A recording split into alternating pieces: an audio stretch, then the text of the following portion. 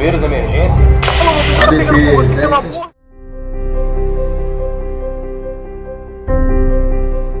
Palestra relativa à estrutura, carreira e remuneração do Corpo de Bombeiros Militar de Minas Gerais.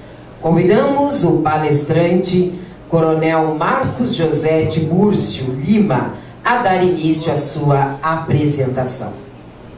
Quero saudar aqui o Coronel Evaldo, chefe de Estado-Maior, nosso anfitrião, Coronel Giuseppe, Comandante-Geral do Espírito Santo, Coronel César, Santa Catarina, o Tenente Coronel Teixeira, pela Berges, cumprimento também o Sargento Birajara, pelo evento, saudar aqui a nossa Major Amanda, que cumprimento as bombeiras femininas, os civis presentes. É muita informação, mas a gente vai procurar cumprir aí o cronograma. Bom, vamos seguir esse sumário. Vamos passar a estrutura organizacional, passar por efetivo, logística, a nossa resposta operacional, o que a gente tem de treinamento na nossa formação, controle documental, a questão do bombeiro civil, as mídias sociais, falar sobre planejamento estratégico e uma conclusão. Bom, a gente tem que contextualizar os senhores, cada estado com sua característica. Minas Gerais, peculiaridade de Minas Gerais. Nós temos o tamanho da França, são 853 municípios, 19 milhões de habitantes, uma densidade demográfica bem superior ao Mato Grosso, né? O Mato Grosso tem 3 pessoas por quilômetro quadrado, nós temos 33 habitantes por quilômetros quadrados. Nós temos 53 aeroportos homologados, nós temos aí veículos emplacados, 10 milhões de veículos emplacados em Minas Gerais, lembrando que nós temos a maior malha rodoviária do país. Então todo mundo passa por Minas Gerais para transitar na federação. Então são 269 mil quilômetros de estado, o que acarreta para a gente aí um serviço a todo feriado. Startamos operações nas rodovias por conta de acidentes automobilísticos. Da mesma forma, Minas Gerais não tem mar, mas tem o São Francisco, tem Três Marias e demais represas e mananciais, somatizando aí 15.600 quilômetros de balneários. Então a atividade de prevenção aquática é constante em Minas Gerais. Ele não tem salva-mar, né? São 63 municípios na qual a gente tem infração instalada. Estamos hoje com efetivo de 5.980 bombeiros da ativa. Para esse contingente a gente tem 1.138 viaturas. Eu vou falar isso detalhadamente, isso é só uma prévia, é um resumo. E nós estamos com a média anual de 331 mil ocorrências atendidas ano. Esse é o dado de 2017. A nossa estrutura organizacional, nós estamos, Minas Gerais, dividido em 6 comandos operacionais. Característica do norte, a densidade demográfica ela cai bastante. Nós temos um coronel em cada regional dessa. A nossa articulação operacional, ela compreende, como eu falei aqui, 63 unidades, são 11 batalhões de bombeiro. A gente divide a direção geral, direção intermediária, execução e apoio, que é a parte operacional. A direção intermediária são as diretorias e a direção geral, o alto comando da corporação.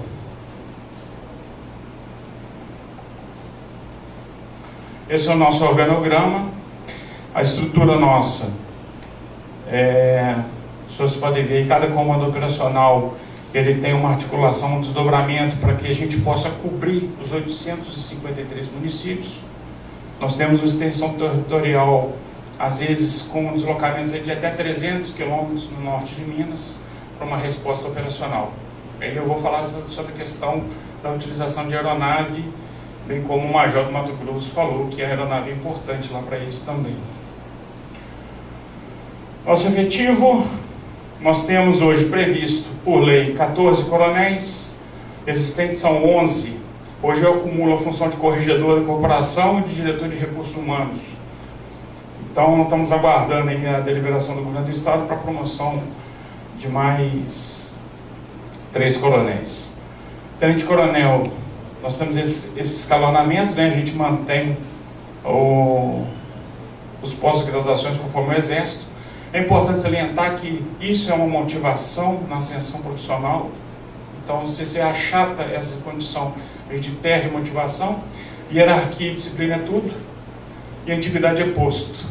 E assim, à medida que os senhores vão ascendendo na carreira, né, é importante essa valorização.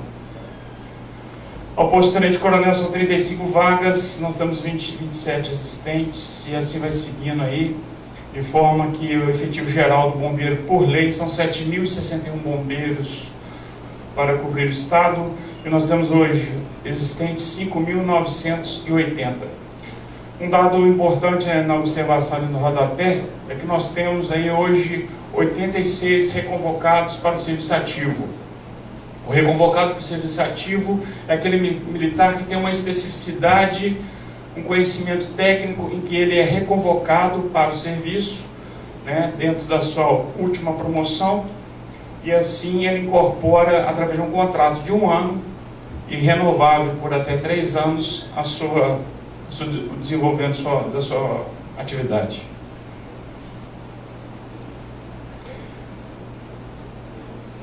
A nossa logística de viatura, nós estamos aí com um total de 1.138 carros, combate a incêndios 164, salvamento 151, unidades de resgate 168, lembrando que grande parte dos municípios nós temos convênio com o SAMU, o bombeiro interage com a Secretaria de Saúde muito bem, inclusive na central de despacho, a gente tem uma parceria com o médico controlador para evitar a duplicidade de envio de viaturas.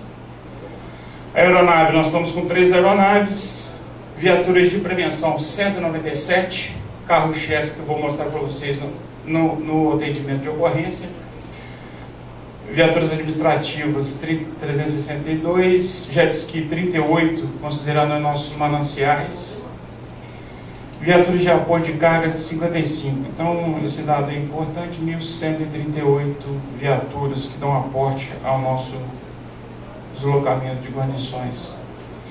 Autobomba tanque, 99 viaturas, autobomba tanque 14 viaturas, jamanta, 2 jamantas, e aí são dados, né, que são viaturas padrão dentro da federação. Com destaque para autoescada mecânica, nós temos 3 viaturas, 2 são Cimasa, uma lança elevatória que é uma Bronto Skylift, que se encontra na capital, viaturas de comando de área 20 viaturas, auto-salvamento 125, autobomba salvamento 40 viaturas, resgate, esse modelo de resgate. Essa viatura é uma viatura que inova e tem atendido bastante a gente, que é a questão de viatura de emprego múltiplo. Considerando a nossa capilaridade, a resposta operacional nossa não pode ser prejudicada. Então, para que a gente não tenha uma divisão de veículos e não tenha um número elevado de motoristas, essa viatura tem cumprido bastante aí a nossa utilização, né? Você tem 2.000 litros d'água, equipamento de salvamento e dá a primeira resposta aí com capacidade operacional interessante. 6 viaturas de produtos perigosos. Eu falei sobre viatura de prevenção e vistoria, 197 viaturas no estado. Essas 197 viaturas, elas antecedem bastante nosso serviço operacional. A gente tem dado bastante foco na questão da prevenção. A análise de projeto tem sido desenvolvida através do InfoCip, que é o sistema informatizado do Corpo de Bombeiros, na qual a gente tem conseguido fazer a análise, né, o envio, a análise e a aprovação, tudo via web. Então, Minas Gerais, hoje, ela é pioneira na federação, é a única que consegue fazer todo o ciclo à distância. Não precisa de ação presencial do engenheiro, do responsável técnico para a apresentação de projeto. Ele faz o pré-cadastro, envia o arquivo DWG para o nosso centro de atividades técnicas. Esse projeto ele entra no processo de análise, todo auditável né? Desde o protocolo de entrada, o tempo em que é encaminhado para o analista, e assim vai até a sua aprovação. Se houver notificação, ele retorna também via web. E o que acontece? Estando na aprovação, havendo a solicitação de vistoria final, a gente consegue descarregar essa planta num tablet e ir para a vistoria. Estando a vistoria em conformidade, a gente já dá o aceite, dá o ok, e o engenheiro proprietário responsável pelo já imprime o seu AVCB em casa, sem ônus para o Estado.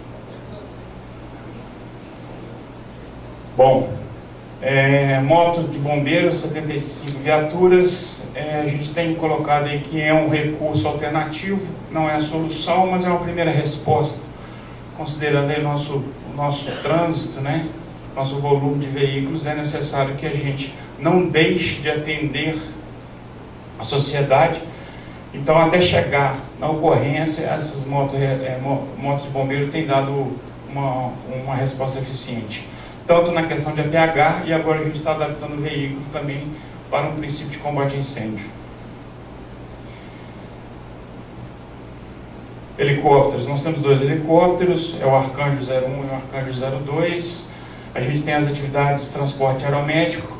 Como eu falei aqui, nós temos um convênio com a Secretaria de Saúde, inclusive para a questão de transporte de órgãos, considerando a característica do estado de grandes extensões, a gente sempre apoia o transporte de órgãos. Transporte de tropa especializada, a resposta tecnológica, né? O norte de Minas carece de uma resposta rápida, por vezes, devido à sua extensão, salvamento aquático e até mesmo salvamento em altura. Minas Gerais tem muitas serras, e agora, recentemente, na semana passada, nós tivemos aí um engenheiro francês que se extraviou na Serra da Mantiqueira, e aí nós tivemos todo um esforço junto com a Polícia de São Paulo também para poder fazer a busca dessa pessoa desaparecida. Os mananciais também é uma preocupação.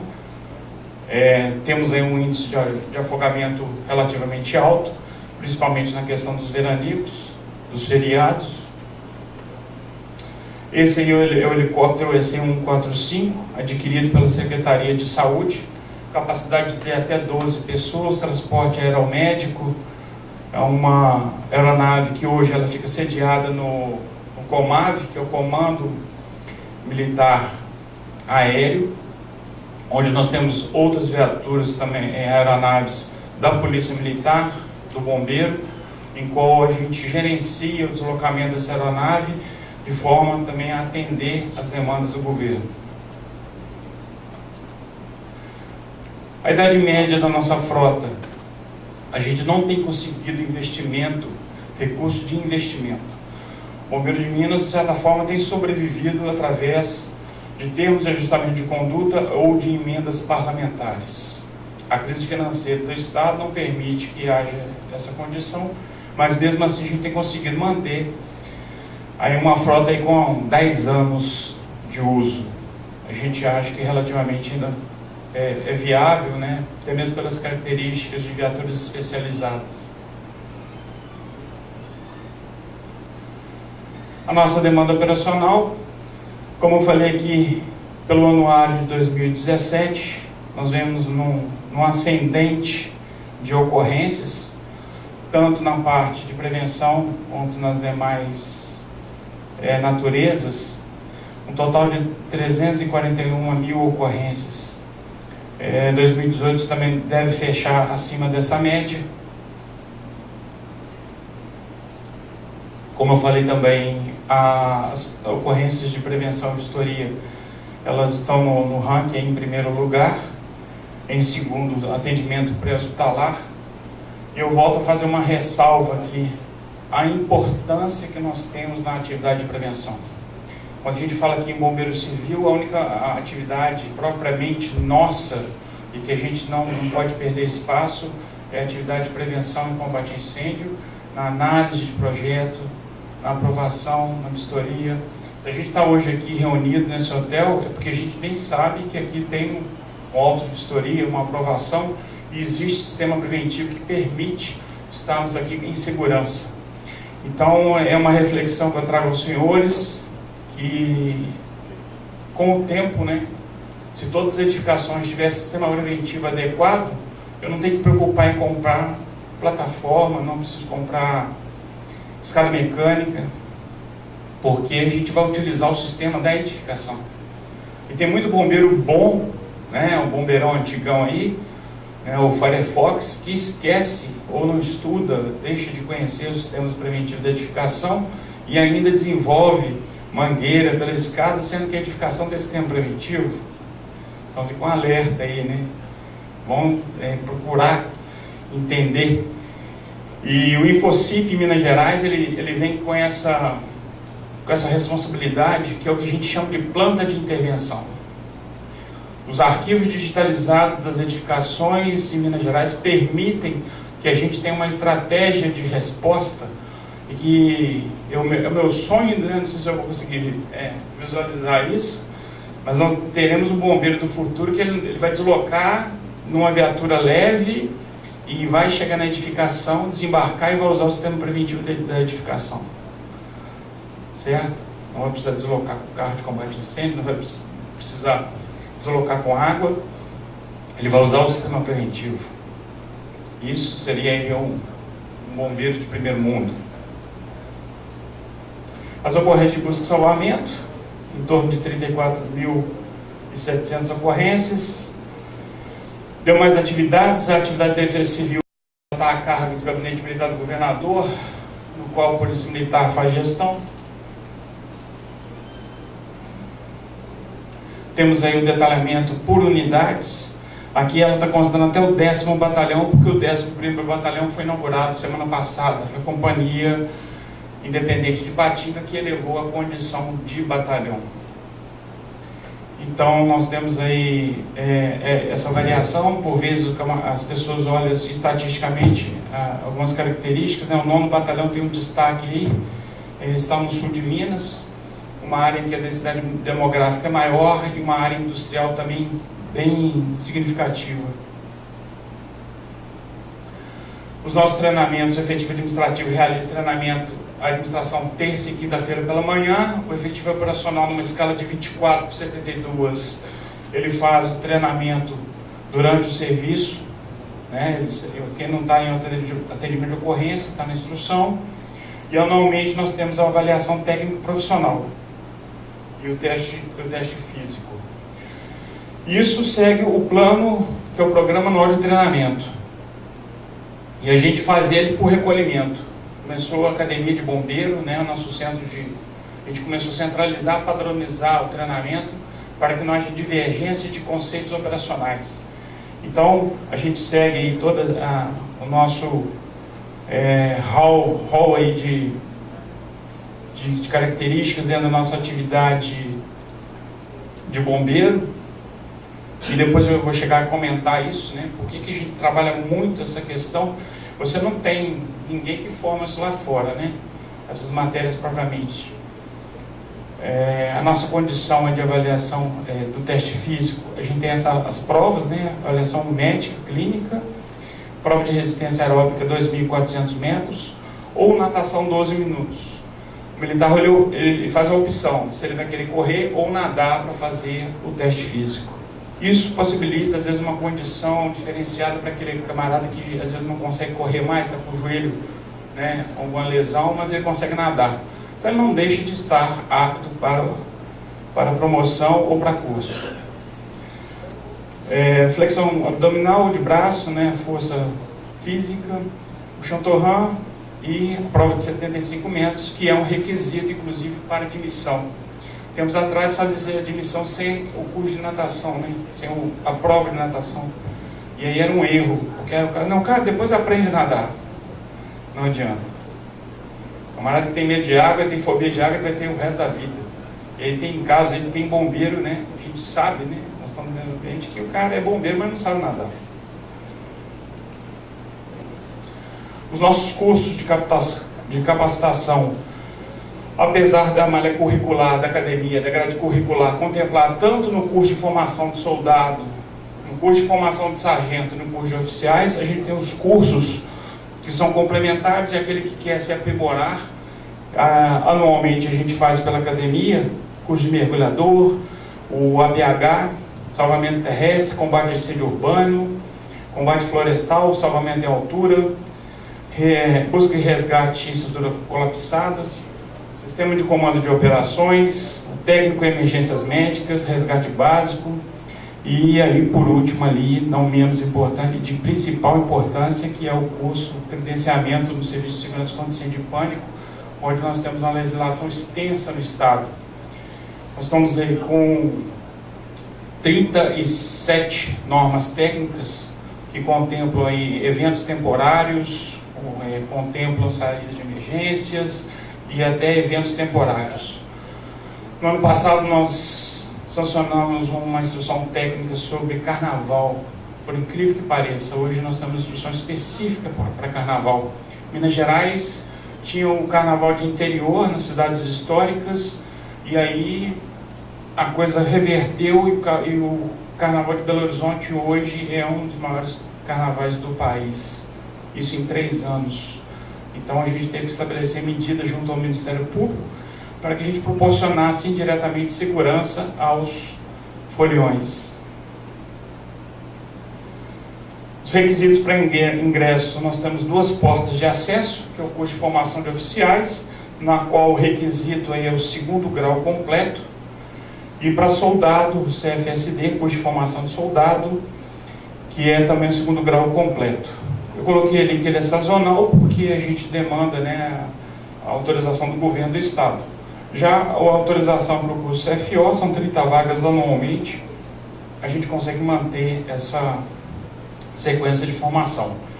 A ressalva que eu faço aqui é que a questão da exigência do curso superior, que são os que os senhores questionam aqui, eu vou expor a minha opinião pessoal. Nós temos uma academia de bombeiros que é reconhecida pelo MEC. Então nós conseguimos fazer graduação, nós conseguimos fazer pós-graduação, nós formamos os oficiais no curso de habilitação de oficiais. Então, como nós temos centro de ensino, a gente faz o bombeiro que a gente quer. A gente quer um profissional, um técnico que saiba fazer nós amarrações, que saiba salvamento em altura, mergulho e tudo mais. Se eu contratar, se eu admitir um advogado, se eu admitir um médico ou se eu admitir um engenheiro, eu não consigo lapidar esse camarada aos moldes que a gente quer. Primeiro que a gente tem um fator idade. E a sabedoria dos editais, quando você fala de 18 a 30 anos, é porque a nossa atividade demanda vigor físico. Então a gente tem que formar um caricondo novo. Depois de velho, infelizmente a natureza é ingrata com a gente. Não permite que a gente tenha a mesma desenvoltura operacional. Então a gente tem que aproveitar a idade para formar o profissional que a gente quer. Bom, as promoções, nós temos promoção por tempo de serviço, opinião também pessoal. A promoção por tempo de serviço de soldado a cabo por 8 anos, ele automaticamente vai a cabo, e de cabo a sargento também por 8 anos.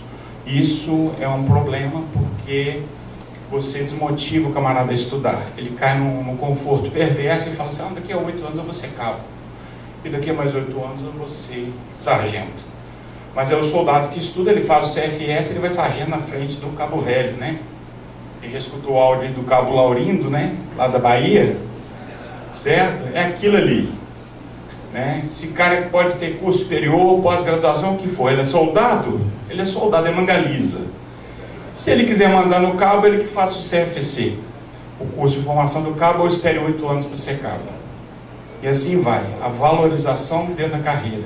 Eu sou pós-graduado, doutor, eu sou soldado. Parabéns, você é soldado. Você quer ser oficial, faz CFO.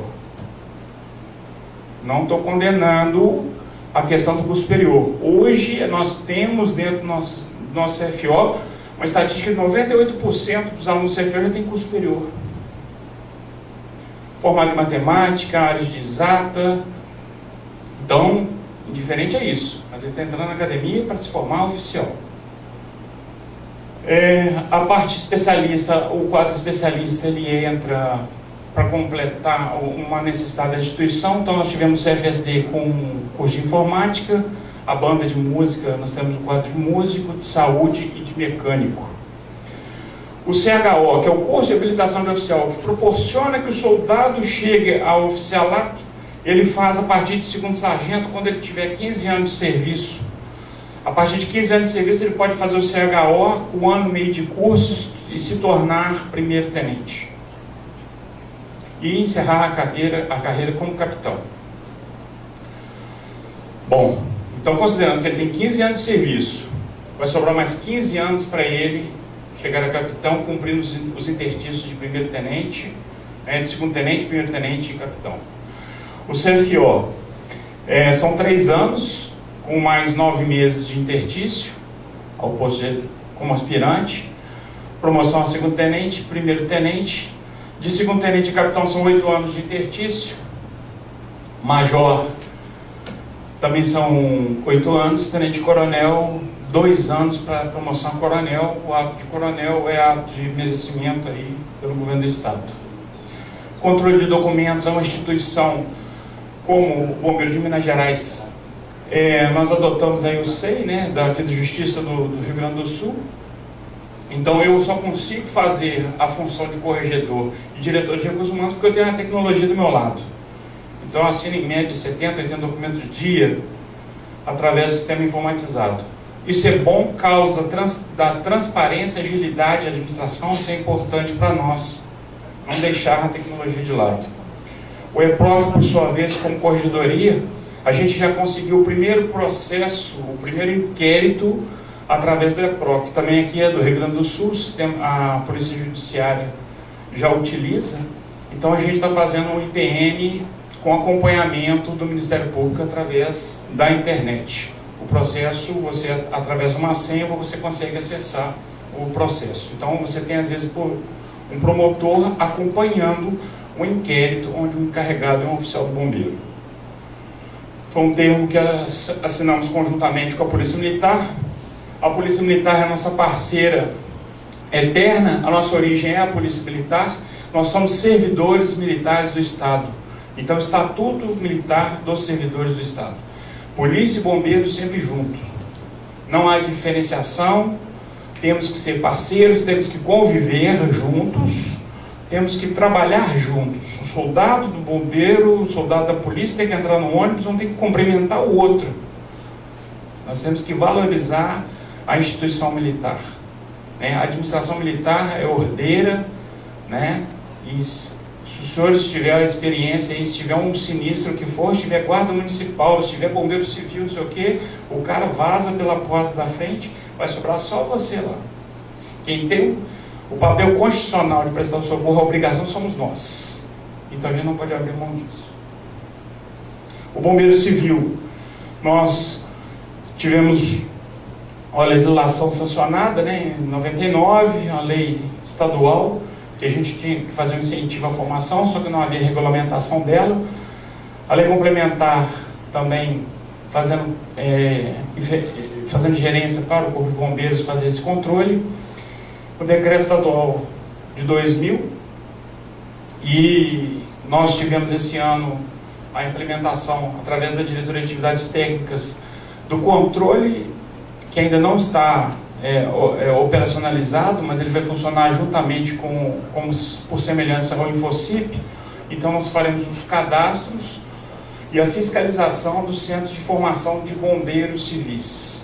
Lembrando que a palavra bombeiro voluntário, todos os senhores sabem aí que ela não cabe bem para a atividade que alguns municípios têm feito.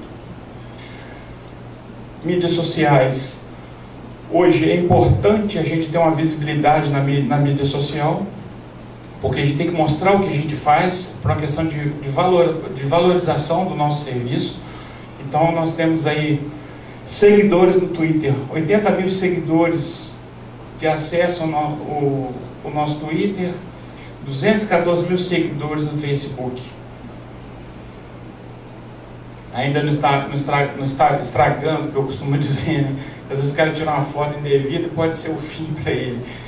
Inclusive eu abri um inquérito, né, com um militar que postou fotos em acidente automobilístico. Nós temos instrução técnica, né, que proíbe, e a gente faz mais uma ressalva aqui, né? Nesse mundo dinâmico da internet, a gente tem que ficar segurando a nossa tropa para evitar de filmar, ou se pode até filmar, desde que não faça a sua disseminação, em respeito aí às famílias, às pessoas envolvidas. Nós temos um programa na Rádio Inconfidência, também que é um fator importante de aproximação social. Nós trabalhamos o planejamento estratégico até 2024. É um norte importantíssimo, nenhuma instituição hoje progride sem planejamento estratégico, então a inteligência da gestão do Estado passa por isso. Minas Gerais tem um decreto sobre gestão do conhecimento, e seria muito preciosismo um comandante-geral hoje começar uma ação de comando, e assim que ele cai, que é deposto, outro que o sucede, passa a régua e deixa de dar continuidade. Isso é a consolidação do crescimento institucional. É importante, é trabalhoso e é necessário. Então, para que a gente busque um padrão de excelência no atendimento com ações de qualidade, a gente tem que seguir os objetivos estratégicos, os valores.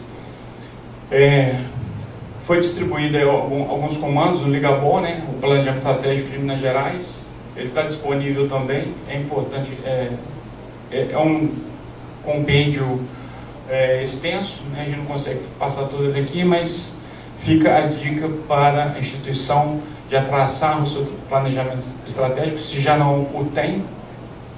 E a gente finaliza o seguinte: nós não temos uma receita de bolo para trazer para o Rio Grande do Sul. A gente traz a nossa experiência e a gente sabe das dificuldades, cada estado tem a sua característica, os fatores políticos, eles pesam, né, no desenvolvimento.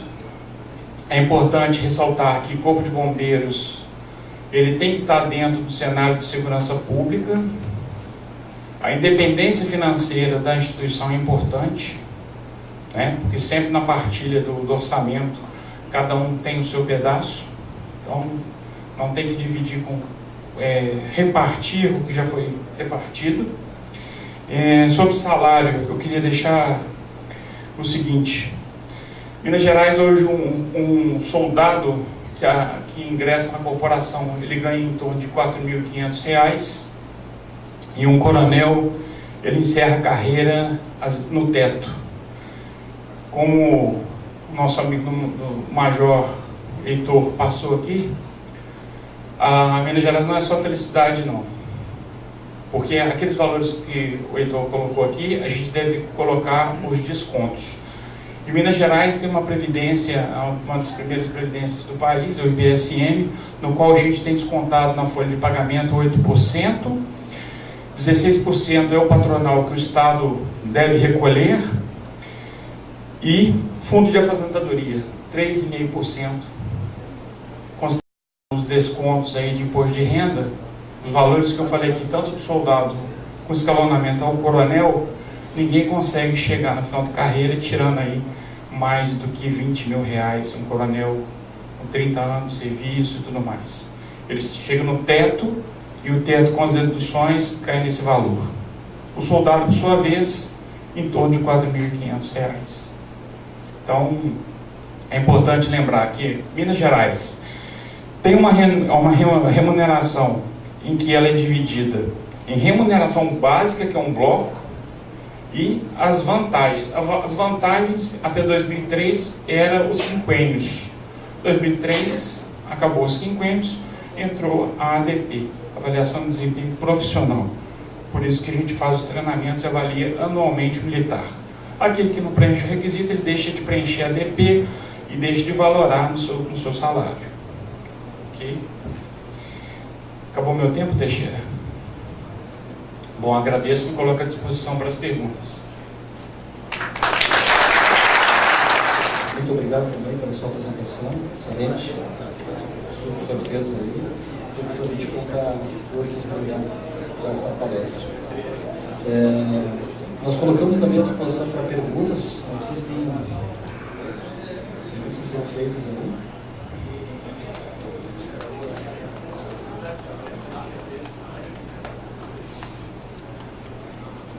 Eu tenho uma questão só que ficou aqui no andar. O senhor colocou ali que a questão do cabo do soldado poder passar o cabo, no caso, se o cabo não se preparar. Né? Sim.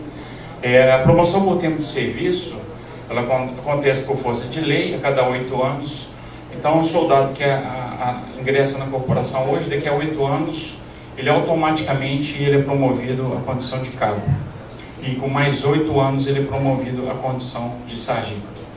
E nós temos os concursos que anualmente a gente preenche, né? Então, o soldado que entra hoje e amanhã no ano subsequente, acabando, ele quer abre o concurso para o CFS, ele prontamente pode ser provado no CFS e com 2 anos ele sai sargento. Certo? E a pergunta foi se o tenente também pode passar à frente do capitão. Não, tenente... No caso do capitão também não... Aí o tenente poder avançar na... Não, o critério de promoções, ele segue a atividade.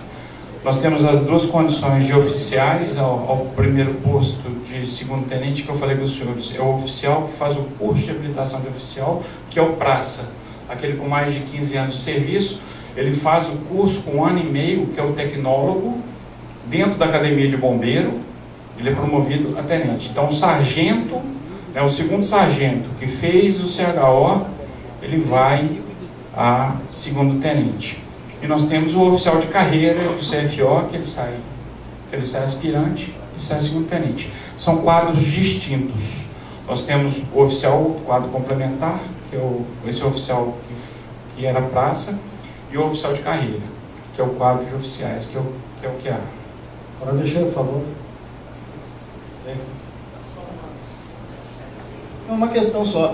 Nós verificamos no estudo que a PM, né, o ingresso para o oficialato é bacharelado, acho que em Direito, né? Sim, a Polícia Militar, o curso dela, ela optou por ter o curso de Direito para a Polícia Militar, até mesmo pela justificativa do exercício da atividade de polícia judiciária, mas a Polícia Militar está revendo isso. Antes o CFO passou de 3 anos para 2 anos, admitindo a graduação de Direito, né? Aí o que acontece? A Polícia Militar está repensando isso, porque além de o oficial ter uma idade mais avançada,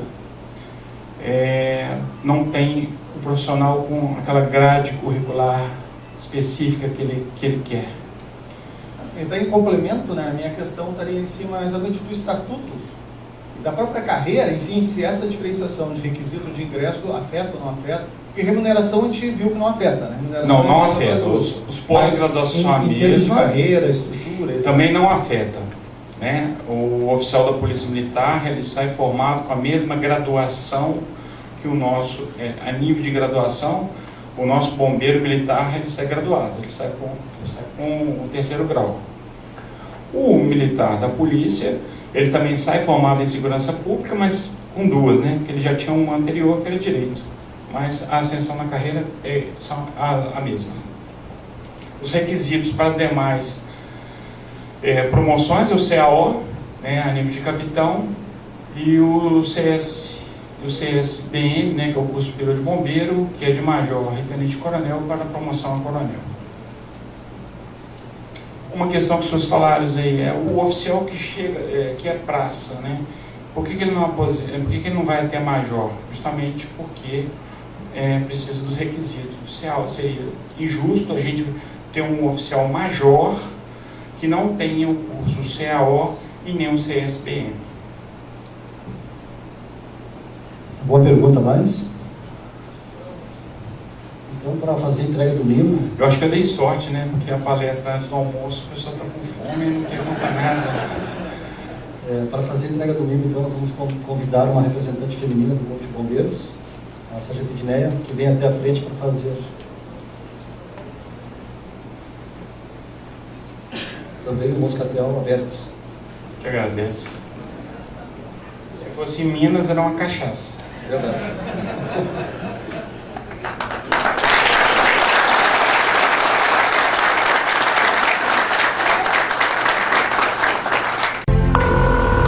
Bombeiros, emergência. pegando fogo aqui, pelo amor de Deus.